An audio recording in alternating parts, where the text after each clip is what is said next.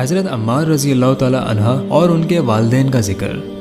حضرت عمار رضی اللہ تعالیٰ عنہ اور ان کے ماں باپ کو بھی سخت سے سخت تکلیفیں پہنچائی گئیں۔ مکہ کی سخت گرم اور ریتیلی زمین میں ان کو عذاب دیا جاتا اور حضور اقدس صلی اللہ علیہ وسلم کا اس طرف سے گزر ہوتا تو صبر کی تلقین فرماتے اور جنت کی بشارت فرماتے۔ آخر ان کے والد حضرت یاسر رضی اللہ تعالیٰ عنہ اسی حالت تکلیف میں وفات پا گئے کہ ظالموں نے مرنے تک چین نہ لینے دیا، اور ان کی والدہ حضرت سمیہ رضی اللہ تعالیٰ عنہ کی شرم گاہ میں ابو جہل ملعون نے ایک برچھا مارا جس سے وہ شہید ہو گئی، مگر اسلام سے نہ ہٹی۔ حالانکہ بوڑھی تھی، ضعیف تھی، مگر اس بد نصیب نے کسی چیز کا بھی خیال نہیں کیا۔ اسلام میں سب سے پہلی شہادت ان کی ہے، اور اسلام میں سب سے پہلی مسجد حضرت عمار رضی اللہ تعالیٰ عنہ کی بنائی ہوئی ہے۔ جب حضور اقدس صلی اللہ علیہ وسلم ہجرت فرما کر مدینہ تشریف لے گئے تو حضرت عمار رضی اللہ تعالیٰ عنہ نے کہا کہ حضور صلی اللہ علیہ وسلم کے لیے ایک مکان بنانا چاہیے